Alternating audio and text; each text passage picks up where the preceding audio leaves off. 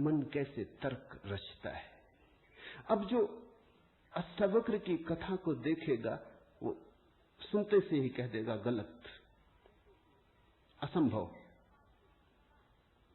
ये तो कथा जिन्होंने लिखी उनको भी पता है कि कहीं कोई गर्व से बोलता है। वो तो केवल इतना कह रहे हैं कि जो आखिर में प्रकट हुआ वो गर्भ में मौजूद रहा होगा। जो वाणी आखिर में खिली वो किसी न किसी गहरे तल पर गर्भ में भी मौजूद रही होगी, अन्यथा खिलती कहां से, आती कहां से? सुनने से थोड़ी कुछ आता है, हर चीज के पीछे कारण है। नहीं देख पाए हो हम, लेकिन था तो मौजूद। ये सारी कथाएं इसी का सूचन देती हैं। अष्टावक्र के संबंध में दूसरी बात जो ज्ञात है वो है जब वे 12 वर्ष के थे। बस 2 ही बातें ज्ञात हैं। तीसरी उनकी अष्टावक्र गीता है, या कुछ लोग कहते हैं अष्टावक्र संहिता। जब वे 12 वर्ष के थे तो एक बड़ा विशाल शास्त्रार्थ जनक ने रचा। जनक सम्राट थे और उन्होंने सारे देश के पंडितों को निमंत्रण दिया और उन्होंने 1000 गायें राजमहल के द्वार पर खड़ी कर दी और उन्होंने गायों के सींगों पर सोना मढ़ दिया और हीरे जवाहरात लटका दिए और कहा जो भी विजेता होगा वो इन गायों को हाँक के ले जाए। बड़ा विवाद हुआ। अष्टावक्र के पिता भी उस विवाद में गए। खबर आई सांझ होते होते कि पिता हार रहे हैं। सबसे तो जीत चुके थे, वंदिन नाम के एक पंडित से हारे जा रहे हैं।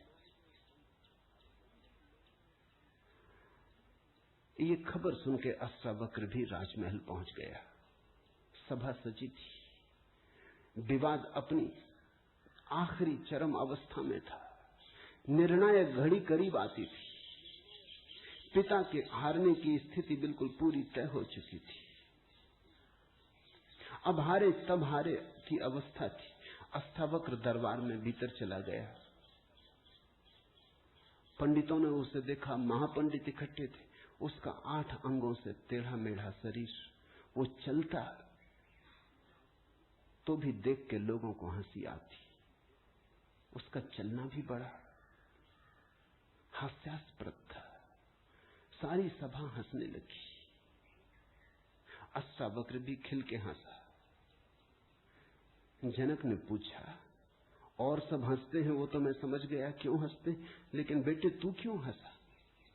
अष्टावक्र ने कहा, मैं इसलिए हंस रहा हूं कि इन चम्हारों की सभा में सत्य का निर्णय हो रहा है। बड़ा आदमी अनूठा रहा होगा। ये चम्हार यहां क्या कर रहे हैं? सन्नाटा छा गया। चम्हार?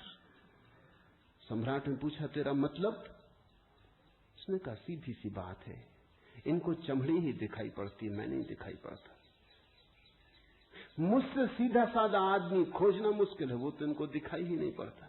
इनको आड़ा टेढ़ा शरीर दिखाई पड़ता है। ये चम्हार है, ये चमड़ी के पारखी। राजन, मंदिर के टेढ़े होने से कहीं आकाश टेढ़ा होता है?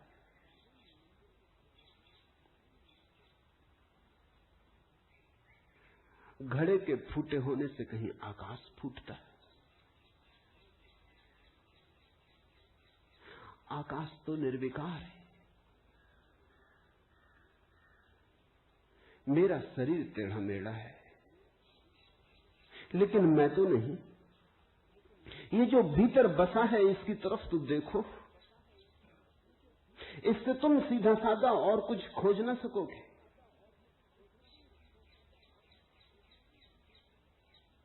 ये बड़ी चौंकाने वाली घोषणा थी। सन्नाटा छा गया होगा।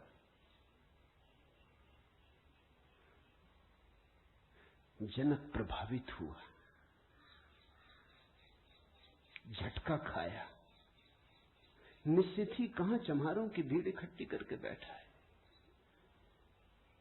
खुद पे भी पश्चाताप हुआ, अपराध लगा कि मैं भी हंसा। उस दिन तो कुछ न कहते बना, लेकिन दूसरे दिन सुबह जब सम्राट घूमने निकला था तो राह पर अष्टावक्र दिखाई पड़ा, उतरा घोड़े से, पैरों में गिर पड़ा। सबके सामने तो हिम्मत न जुटा पाया। एक दिन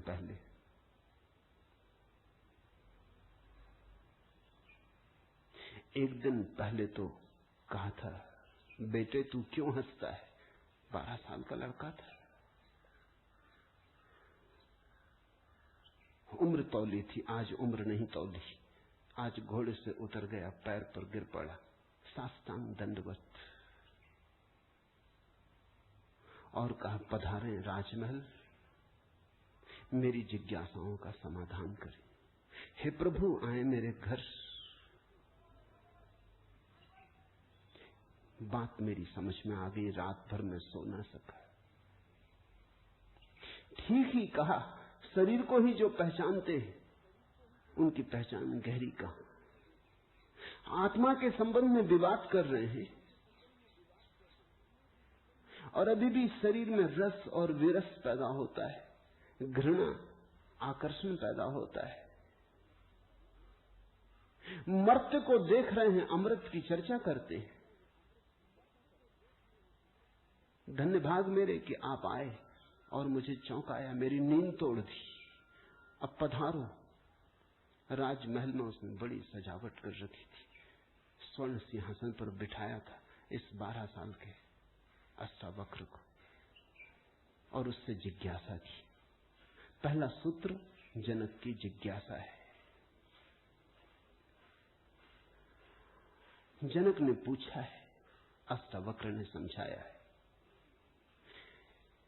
इससे ज्यादा अष्टावक्र के संबंध में और कुछ पता नहीं है,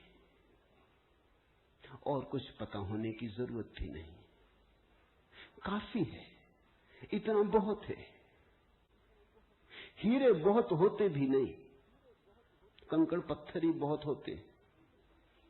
हीरा एक भी काफी होता है। ये 2 छोटी सी घटनाएं हैं। एक तो जन्म के पहले की गर्भ से आवाज और घोषणा कि क्या पागलपन में पड़े हो, शास्त्र में उलझे हो, शब्द में उलझे हो, जागो। ये ज्ञान नहीं है, ये सब उधार है, ये सब बुद्धि का ही जाल है, अनुभव नहीं है। इसमें रंच मात्र भी सार नहीं है। कब तक अपने को भरमाए रखोगे? और दूसरी घटना, राजमहल में हंसना पंडितों का और कहना अष्टावक्र का कि जीवन में देखने की 2 दृष्टियां हैं, एक आत्मदृष्टि, एक चर्म दृष्टि।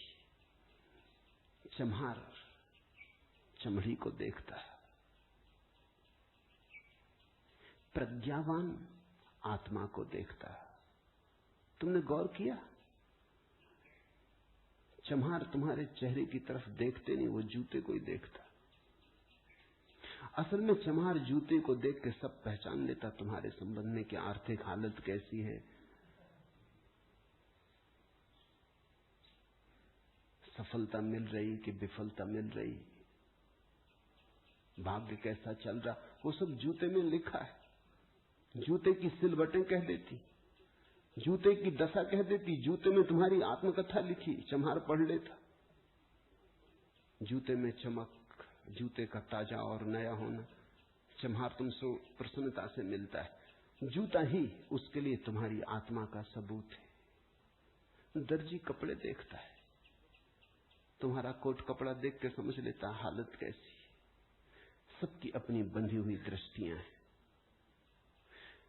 सिर्फ आत्मवान ही आत्मा को देखता है, उसकी कोई दृष्टि नहीं है, उसके पास दर्शन है।